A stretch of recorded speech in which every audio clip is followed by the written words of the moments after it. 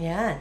Magandang umaga po mula dito sa New Jersey. Today is Wednesday, July 8, alas 12 ng tanghali.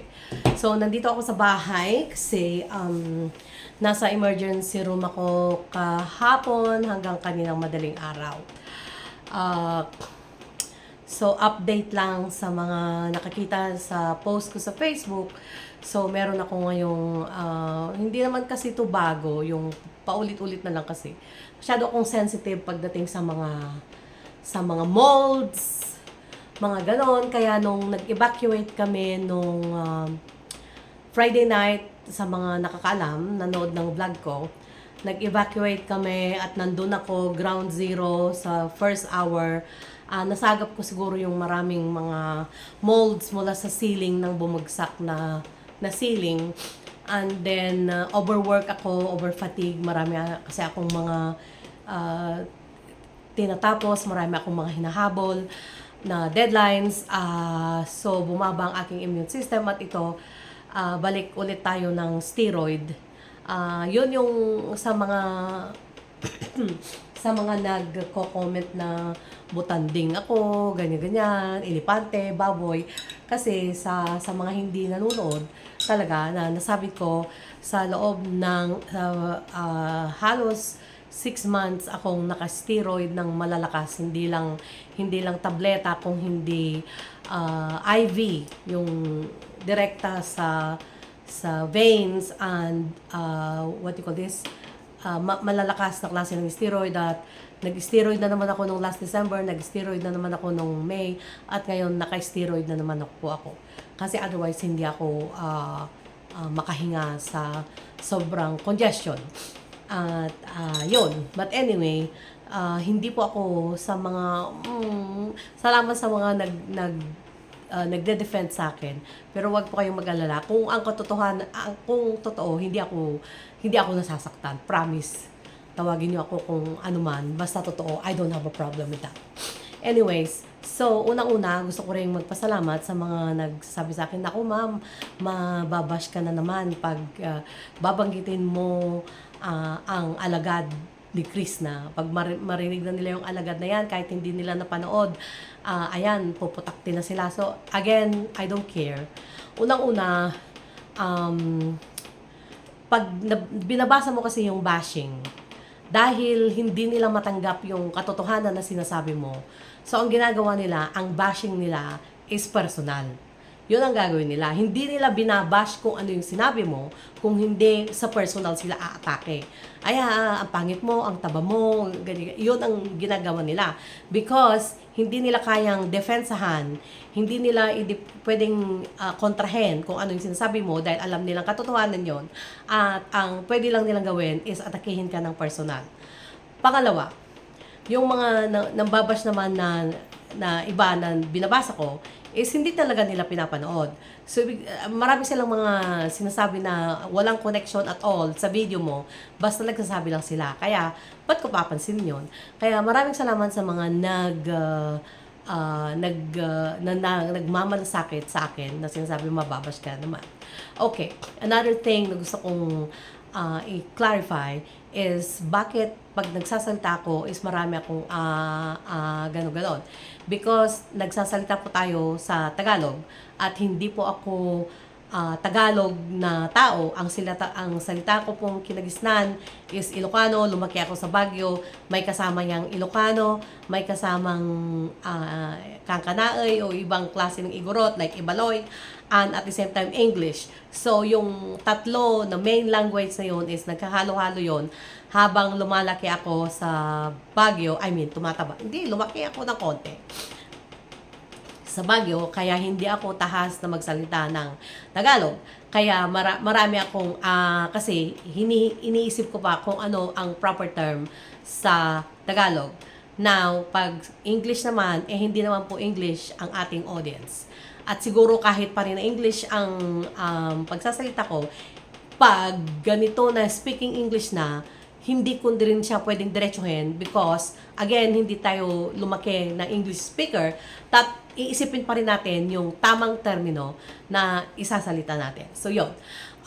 Ang video na to is gusto kong kausapin, gusto kong makiusap kay Krishna. Krishna, mula nung nag-umpisa ka, na kinuha ka ng Pugong Biyahero, meron akong unang-unang video na sinabi mismo ni Sir Paul, panoorin mo ang video ni Ma'am Nora, Nurse Nora, sabi niya, na ang video ko na yon ay sinabi ko na huwag mong kalilimutan ang araw na to nung kinuha ka mula sa mabibigat na trabaho mo, mabigat na buhay, mahirap na buhay, kinuha ka ng Pugong Biyahero, huwag mong kalilimutan ang araw na to at huwag kang magpapasolsol. Yung mga yun, yung mga magagandang advice na sinabi ko sa'yo at sinabi pa nga ni Sir Paul na dapat panoorin mo yung video na yon. So, yun ang unang-una kong video about you na kinausap kita direct sa video na yon. Pangalawa, pangatlo, pang-apat, pang-lima, pang-anim, pang-walo, pang-siyam, pang-sampo. Ang mga videos na yon ay wala akong ginawa kung hindi ipagtanggol ka dahil kahit anuman ang personal na pakiramdam ko para sa'yo, baliwala yon. Ang mahalaga para sa akin is sinusuportahan ko si Sir Paul. Kinuha ka niya hanggang to the point na nag-love team na kayo, hanggang to the point na nagkaroon na kayo ng relasyon, hanggang lagi ang mga videos ko is laging dinedepensahan kita. Kahit pabalikan mo ang mga iba't ibang mga videos ko, nandun yung mga sinabi ng mga ayaw sa'yo, hindi naman sila bashers eh. Sabi lang nila, yung opinion nila, ayaw ko sa kanya kasi malayo ang agwat ng kanilang estado sa buhay. Mayaman si Sir Paul, hindi mayaman si Krishna. Tinakal ko yon. Sinabi ko, walang kinalaman ang kayamanan sa dalawa kung ang dalawa ay nagmamahalan. Tinakal ko yon. Pangalawa, sinabi na naman, malayo ang si Sir Paul, may pinag-aralan, si Krishna, etc. Sabi ko, again, walang mahalaga ang pinag-aralan kung tao ay nagkakaintindihan, ang puso yung nagkakaintindihan, yun ang mahalaga. Sinabi ko ulit yun. Ay, si Krishna, sungki-sungki ang ngipin, sabi. Pinagtanggol na naman kita doon. Ang sabi ko, ang importante, maganda ang kanyang puso, lumalabas sa kanyang mukha. Sabi ko, at kung si Sir Paul nga, tanggap siya, bakit sino ba tayo para hindi siya tanggapin? Yon ang sinabi ko. Another issue na sinabi ko, sabi nila, si Krishna, hindi sila bagay ni Sir Paul, magkaiba sila ng reliyon. Ano yung sinabi ko? Ang reliyon, ang importante, nag-uusap ang puso, ang importante, nagkakaintindihan, ang importante, nandun ang pagmamahal sa Diyos sa kanilang puso, walang diferensya pag reliyon ang pinag-uusapan. Pinagtanggol na naman kita doon. Ano pa ang mga bagay-bagay na pinagtanggol kita?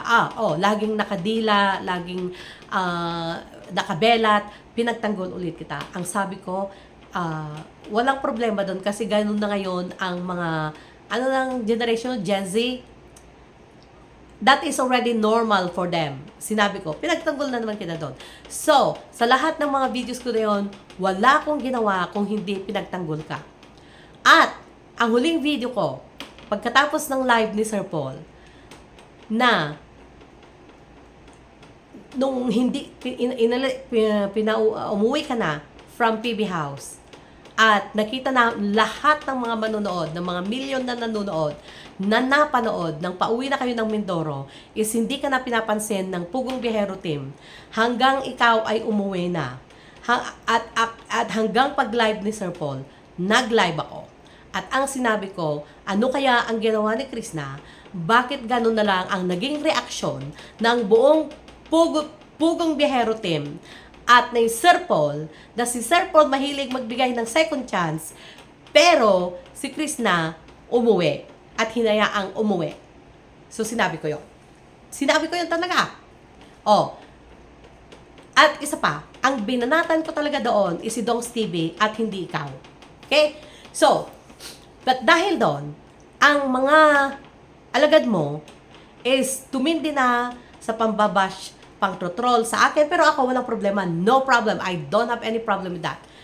O ngayon, pati rin si Sir Paul, binabanatan, wala pa rin problema. Pero ito yung naging problema, Krishna.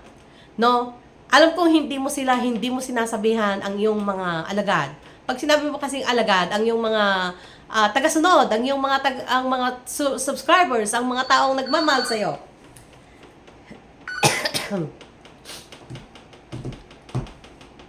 Ang kinakantina nila, pati ang pamilya ni Sir Paul, at nagsasalita sila, nagre-reaction sila ng mga bagay-bagay na sobra at hindi makatarungan at below the belt, pero wala kang sinasabi, that's not correct.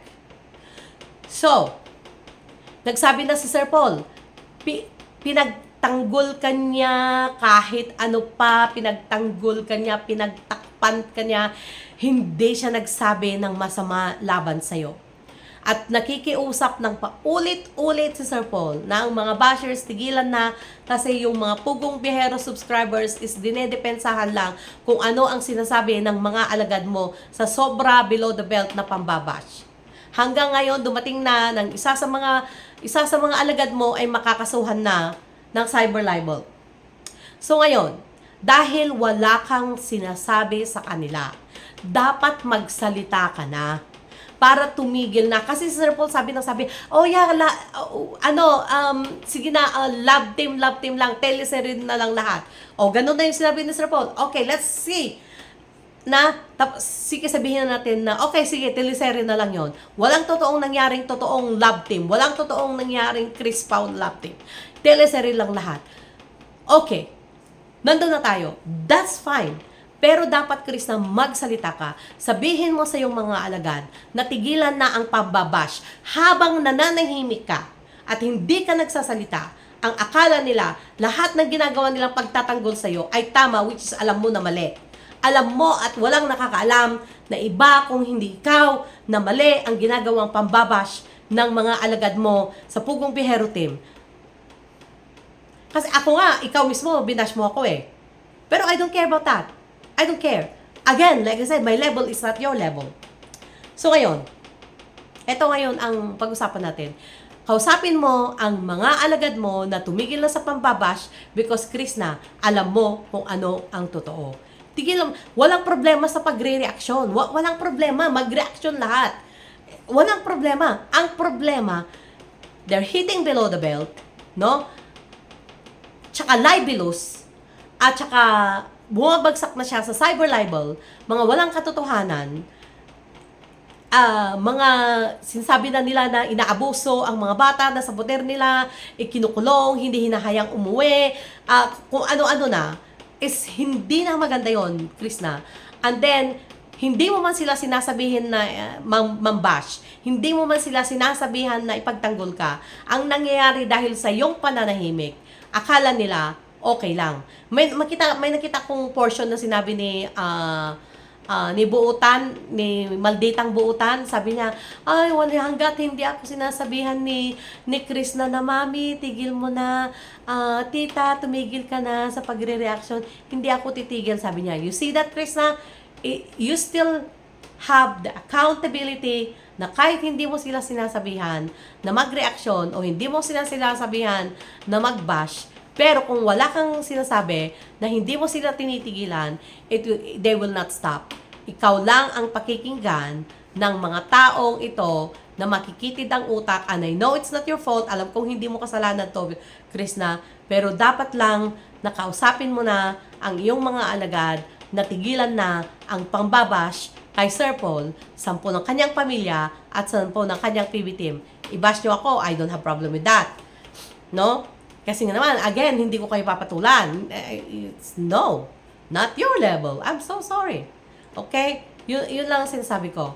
And good luck sa mga gagawin mo pa sa buhay mo. Pero yun lang, nakikiusap ako sa'yo. Please, kausapin mo na ang mga alagad mo na tigilan na dahil at the end of the day, kung papatulan sila ng mga kagaya ni Sir Paul, kung papatulan ko sila, ang dali-dali nila na dalhin for cyber libel. Ang dali. Kasi below the belt ang mga ginagawa nila na pambabash. Yun lang. Thank you.